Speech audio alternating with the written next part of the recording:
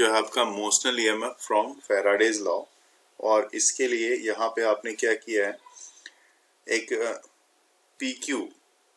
PQ एक conductor यहाँ पे, ये देखो ये जो कंडक्टर है इसको मैं यहाँ पे इसके इस एंड को P और दूसरे एंड को मैं Q मान रहा हूँ।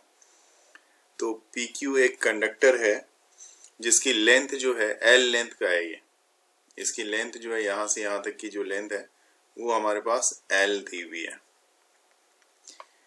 और ये फ्री है मूव करने के लिए, ये मूव कर सकता है इसमें। तो इसमें मूव करने के लिए मैं दिखाना चाहूँगा कि ये इस डायरेक्शन में मूव कर रहा है, मान लो लेफ्ट साइड डायरेक्शन में ये मूव कर रहा है।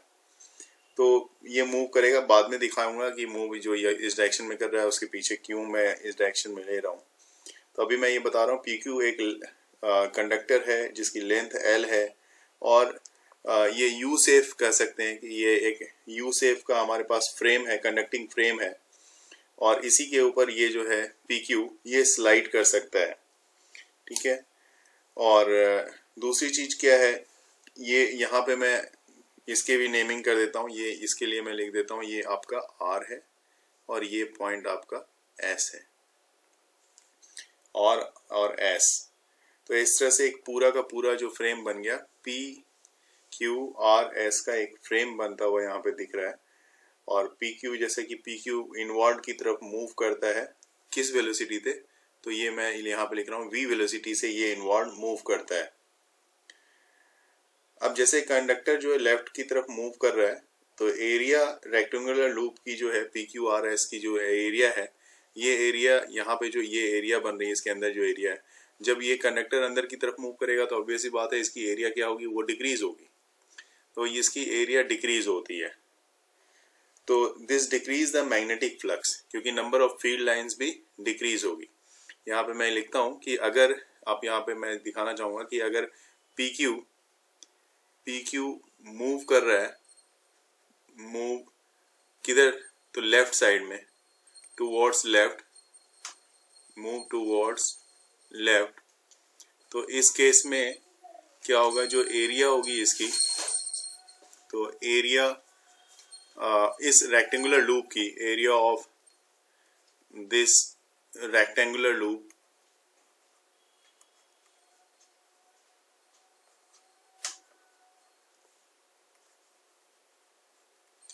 विल डिक्रीज, ये भी डिक्रीज करेगी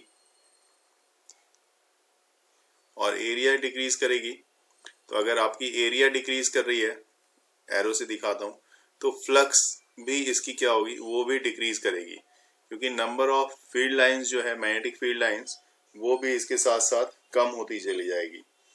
तो ऐसे केस में जो EMF सेटअप होगा across the end of the conductor PQ, है ना, क्योंकि फ्लक्स इससे लिंक्ड है तो ऑब्वियस सी बात है यहाँ पे क्या होगा, EMF आपके पास सेट होगा PQ के एंड में। अब इसमें EMF से सेट होगा, इसका मतलब हमें देखना होगा कि PQ वायर में करंट की डायरेक्शन कौन सी होगी। कि EMF सेटअप हो रहा है across the end of the conductor PQ, P से Q जाएगी करंट और Q से R, R से S और S से Q, इस तरह से करंट यहाँ पे इस PQRS लूप में फ्लो होगा। Induced current by changing area of rectangular loop, current मतलब जो इंड्यूस्ड हो रहा है वो चेंज इन एरिया के कारण हो रहा है और चेंज इन फ्लक्स के कारण हो रहा है, मैग्नेटिक फ्लक्स के कारण। ये जो लेंथ मैं मान रहा हूँ, ये जो जहां तक ये स्लाइडेबल पोर्शन है, सपोज कर लेता हूँ कि इसकी लेंथ जो है आपकी यहाँ पे x है। तो x जो है ये वेरिएबल है, क्योंकि ये PQ जो है ये स्लाइड करेगा तो x में भी चेंजेस आएगी और ये चेंज होगा टाइम के साथ। तो अगर मैग्नेटिक फ्लक्स इस रेक्टेंगुलर लूप में लिंक्ड है PQRS में, तो यहाँ पे अभी जो फ्लक्स बन रही होगी वो फ्लक्स के लिए जो फॉर्मूला होता है phi equal to B dot A, B into A, जो B मैग्नेटिक फील्ड होती है, A एरिया होती है। और यहाँ पे एरिया की बात करें तो यहाँ पे आपने देखा लेंथ L है, अगर रेक्टेंगुलर लूप की बात कर रहा हूँ, और ये L है और ये X है, मतलब L इज टू X। तो एरिया की बात की जाए तो एरिया यहाँ पे A इक्वल टू क्या है, L इंटू X है। तो फ्लक्स आपके पास यहाँ पे क्या मिलेगा, phi equal to B L into X, ये आपको फ्लक्स यहाँ पे मिल जाएगा। तो according to Faraday's law of electromagnetic induction, E equal to आपने अभी स्टडी किया यहाँ पे स्टार्टिंग में minus D phi by D T, और ये माइनस तो है ही आपके पास, और फ्लक्स जो आपने निकाला है बी एल एक्स, तो डी बाई डी टी मैं लिख रहा हूँ, और फ्लक्स की जगह पे मैं लिख रहा हूँ यहाँ पे B into L into X, और जो कांस्टेंट है वो तो बाहर आ जाएगा। तो मुझे देखने में मिल रहा है मैग्नेटिक फील्ड कांस्टेंट है, लेंथ इसका कांस्टेंट है, वेरिएबल सिर्फ आपके पास D X by D T है। तो डी एक्स बाई जो डी टी वेरिएबल है उसको यहाँ पे लिख दिया आपने। और ये भी मैं यहाँ पे बता दूं कि D X by D T जो होती है, चूंकि लेफ्ट साइड में वेलोसिटी है इसलिए माइनस वी यहाँ पे आप लोगे। जब आप माइनस वी इसको लोगे तो इसी इक्वेशन में आपके पास मिल जाएगा ये, आप कह सकते हो कि E equal to minus B L, और D X by D T को अगर आप माइनस वी लेते हो तो माइनस वी लिखोगे यहाँ पे, तो ये हो जाएगा प्लस में। तो E इक्वल टू आपके पास फॉर्मूला आ गया बी एल इंटू वी, अगर रेक्टेंगुलर लूप के केस में आप देखते हो तो। हालांकि E equal to E M F के लिए बहुत सारे फॉर्मूले हैं, D phi by D T भी है, और E इक्वल टू और भी फॉर्मूला है, जैसे आपने सेल के लिए देखा जिसमें आपने बोला कि V minus E minus I R है। तो इस तरह के बहुत सारे फॉर्मूले हैं, लेकिन यहाँ पे रेक्टेंगुलर लूप के लिए जिसका लेंथ L है, वेरिएबल है, V वेलोसिटी से इनवर्ड मूव कर रहा है, जिसके कारण फ्लक्स में चेंज आ रही है, तो ईएमएफ के लिए B L X V L V का फॉर्मूला होगा।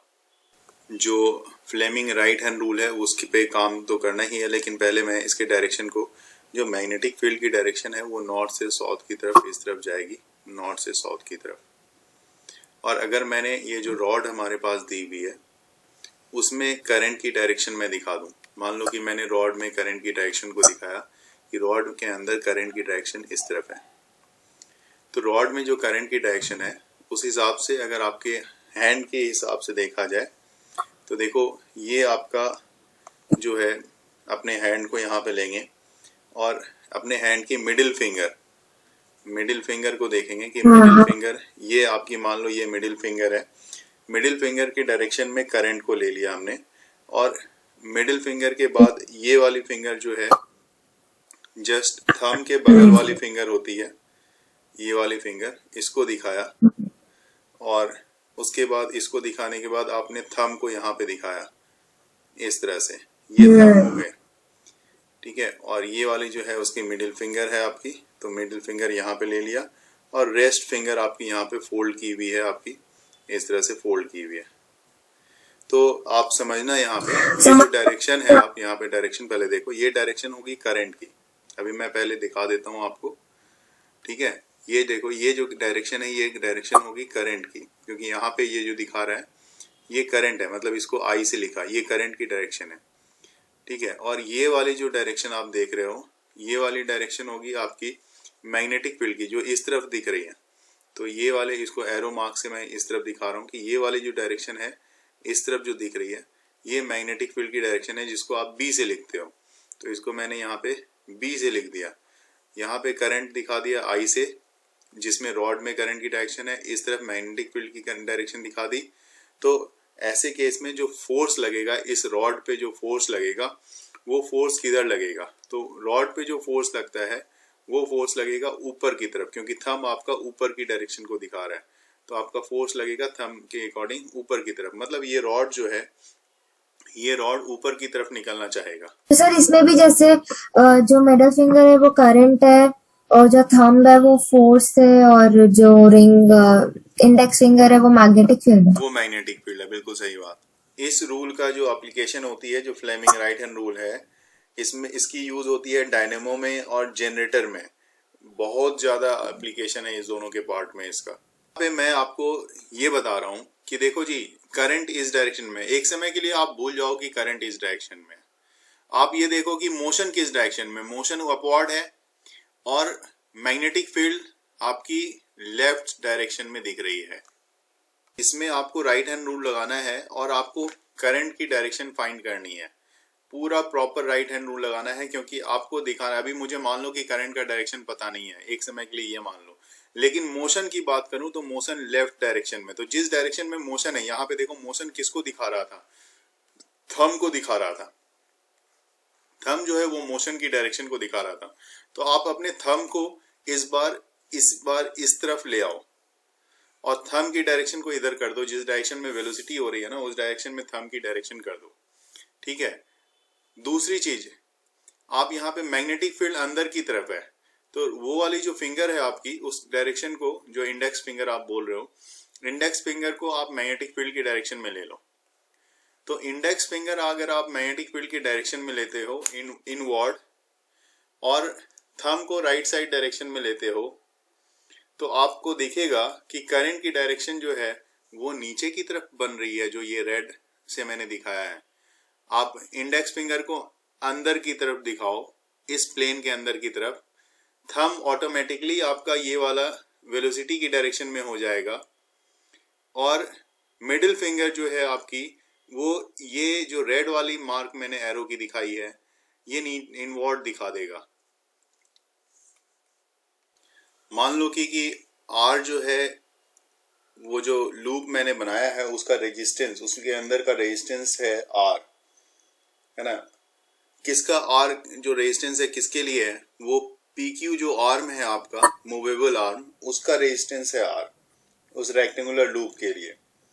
और टोटल रेजिस्टेंस जो है, जैसे टोटल रेजिस्टेंस अगर मैं और भी पोर्शन देख रहा हूँ, QR देख रहा हूँ, RS देख रहा हूँ, ये भी तो उसी का पार्ट है, SP देख रहा हूँ, ये सब जो है, इस सब का रेजिस्टेंस को मैं उसके रिस्पेक्ट में, इसके रिस्पेक्ट में, R के रेजिस्टेंस, PQ के रेस्पेक्ट में, इस सब के रेजिस्टेंस को मैं नेग्लिजिबल मान लेता हूँ। ये इस सब का नेग्लिजिबल रेजिस्टेंस है। जी। तो वैसे केस में करंट जो उस लूप में इंड्यूस्ड होगी, I इक्वल टू फॉर्मूला होता है E अपॉन R, और E की जगह पे हमने निकाल लिया है BLV, तो BLV अपॉन में R, ये फॉर्मूला आपके लिए आ जाएगा। Force on A movable arm की बात कर रहा हूँ, तो जो मूवेबल आर्म है उस पर क्या फोर्स लग रहा है, तो आपको पता है कि कंडक्टर PQ की लेंथ L है, और उससे होके जो करंट पास कर रहा है, एंड कैरिंग करंट I। अभी मैंने डायग्राम में भी देखा था कि उससे होके करंट जो है I जा रही थी, कैरिंग करंट I। ये क्या फोर्स एक्सपीरियंस करेगा, जिसमें मैग्नेटिक फील्ड जो है B जो है वो परपेंडिकुलर है। ठीक है। B magnetic field perpendicularly inward है। मैग्नेटिक फील्ड परपेंडिकुलरली क्या है, इनवर्ड है, अंदर की तरफ है, आपने देखा ही है, क्रॉस से दिखाया गया है। तो फोर्स का फॉर्मूला होता है F equal to BIL sine theta, BIL sine theta कह सकते हैं। तो BIL साइन थीटा मतलब साइन 90 डिग्री है, क्योंकि 90 डिग्री मैग्नेटिक फील्ड 90 डिग्री पे है। तो आप देखो यहाँ पे सबका B तो रहने दो आप, है ना, BIL जो मैं लगा रहा हूँ इसमें, तो B और L आप रहने दो। I की वैल्यू, करंट की वैल्यू जो होती है वो आप देख सकते हो, करंट की वैल्यू आपने निकाला था अभी अभी ऊपर में, ये देखो I इक्वल टू आपने लिखा था BLV बाय R, तो इसकी जगह पे मैं यहाँ पे रख रहा हूँ BLV अपॉन में R। ये हो गया। अब इससे साइन 90 की वैल्यू तो आपको पता ही है 1 होती है, B square L square V upon में R, ये वैल्यू आ जाएगी। And this force acts in outward direction opposite to the velocity of the arms in accordance to with the Lenz law. Lenz law के according जो है ये force काम करता है। यहाँ पे F इक्वल टू आप ये लिख सकते हो, और इसको मैं बॉक्स में डाल देता हूँ, ध्यान में रहेगा आपके, ये बॉक्स में डाल दिया। एक तो पावर का फॉर्मूला आपने स्टडी किया होगा, P इक्वल टू होता है F into V, force into velocity. तो फोर्स तो आपने यहाँ पे निकाला अभी, B square L square V upon में R था, और इंटू वी करोगे तो आपके लिए पावर के लिए फॉर्मूला मिल जाएगा P equal to B square L square V square upon में आर। ये फॉर्मूला पावर के लिए मिल जाएगा आपको। इसको भी बॉक्स में डाल देता हूँ मैं। क्वेश्चन में कहा है metallic rod of length, metallic rod है जिसकी लेंथ एल दी हुई है, रोटेट कर रहा है एंगुलर स्पीड के साथ। ये देखो ओमेगा दिया है, omega is the angular speed, ये ओमेगा है आपका। Normal to the uniform magnetic field, magnetic field perpendicularly inward है, क्रॉस से दिखाया गया है। बी मैग्नेटिक फील्ड है, ये वाली जो है मैग्नेटिक फील्ड बी है। हमें डिराइव करना है एक्सप्रेशन ईएमएफ का, इंड्यूस्ड ईएमएफ का रॉड के लिए, और करंट के लिए भी चाहिए, करंट भी चाहिए, और हीट डेसिपेशन, ये सारी चीजें हमें यहाँ पे चाहिए। तो सबसे पहले तो बात कर लेते हैं, जैसे मान लो अगर ये रॉड कंप्लीट एक चक्कर लगाता है, ठीक है, तो कंप्लीट चक्कर लगाने में उसको मान लो रॉड को टाइम लगता है टी, पूरा टाइम लग रहा है टी। तो वैसे केस में चेंज इन फ्लक्स जो होगा रॉड के लिए, जो चेंज इन फ्लक्स होगा वो क्या होगा? तो फ्लक्स का फॉर्मूला क्या होता है? फ्लक्स का फॉर्मूला होता है B इंटू ए। तो this one is equal to B magnetic field है और A आपकी एरिया होती है। तो एरिया कितना एरिया ये स्वेप्ट कर रहा है, मतलब पूरा एक एरिया घूम जाता है, तो पूरा एरिया कितना स्वेप्ट करता है उसके बारे में बात करते हैं। तो B तो है ही, और एरिया में यहाँ पे हो जाएगा pi into R square formula होता है। लेकिन लेंथ रॉड की जो है, ये देखो रॉड की लेंथ L लिखी हुई है, तो B इंटू एल स्क्वायर, ये आपके लिए फ्लक्स आ गया। ठीक है, इंड्यूस्ड ईएमएफ की बात करते हैं। तो इंड्यूस्ड ईएमएफ E जो होता है, यहाँ पे मैं इंड्यूस्ड ईएमएफ के बारे में लिख भी दूं, तो induced EMF this one is equal to होता है आपके पास change in flux upon time. अगर सीधा लिखा जाए, ऐसे भी rate of change in flux बोलते हैं, तो चेंज इन फ्लक्स अपॉन में टाइम, ये इंड्यूस्ड ईएमएफ होता है। तो change in flux upon time कहने का मतलब यहाँ पे हो गया, आप कह सकते हो चेंज इन फ्लक्स जो आपने निकाला है, ये देखो यहाँ पे आपने निकाला है, इसको बॉक्स में मैं डाल देता हूँ, दिख भी जाएगा यहाँ पे। ये आपका ये है। अब इसके बाद यहाँ पे आप B into pi L square upon time के लिए T आप दे दो, तो ये T लिख दिया आपने। तो 1/T जो होती है, ऐसे आपको पता है 1/T जो होता है, ये फ्रीक्वेंसी से दिखाते हो, एफ से भी लिखते हो, न्यू से भी लिखते हो, तो यहाँ पे एफ से लिख रहे हो, तो ये हो जाएगा B पाई एल स्क्वायर इंटू एफ, ये आपके लिए फार्मूला हो गया। और एफ फ्रीक्वेंसी का एक और फार्मूला होता है, एफ इक्वल टू आपके पास आता है ओमेगा अपॉन 2 पाई। अपने पहले वाले क्लास में भी मैंने इसको डिस्कस किया था, तो ये हो जाता है। तो यहाँ पे क्या होगा आपके पास, E equal to B pi L square omega upon में 2 पाई। देखो, क्योंकि यहाँ पे इसके लिए भी मैं बता देता हूँ, अभी क्लियर हो जाएगा ये फ्रीक्वेंसी कहाँ से आई। ओमेगा फार्मूला होता है, ओमेगा इक्वल टू होता है 2 पाई इंटू एफ, है ना, यहाँ से ये फार्मूला आया हुआ है। 2 पाई न्यू या 2 पाई एफ आप बोलते हो, तो यहाँ से ये फार्मूला आया हुआ है। इसमें देखो पाई और पाई यहाँ पे कैंसिल हो जाएगा, दोनों जगह पे पाई है, ये पाई और पाई कैंसिल हो जाएगा। तो ईएमएफ जो आपके पास यहाँ पे मिलने वाला है, वो आपको ईएमएफ इक्वल टू मिलेगा 1/2 बी एल स्क्वायर ओमेगा। तो एक तो आपको ईएमएफ चाहिए था, यहाँ पे क्वेश्चन में आप देखोगे अगर, तो यहाँ पे क्वेश्चन में बोला हुआ था पहले केस में EMF, induced EMF in the rod. तो रॉड का जो इंड्यूस्ड ईएमएफ है वो ये है, half B L square omega.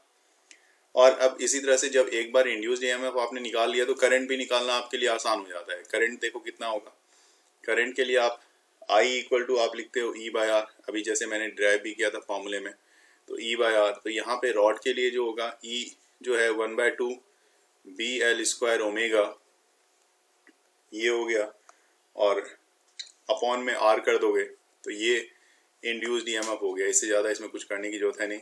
तो ये इंड्यूस्ड ईएमएफ यहाँ पे निकलता हुआ दिख रहा है। इसके बाद आपके पास आता है, अगला पार्ट आता है हीट डेसिपेशन। अगर क्वेश्चन आप वहाँ पे देखोगे तो क्वेश्चन में आपको दिखेगा कि हीट डेसिपेशन मांगा गया है। तो heat dissipation in time t के लिए यहाँ पे पहले मैं लिख देता हूँ हीट डिसिपेशन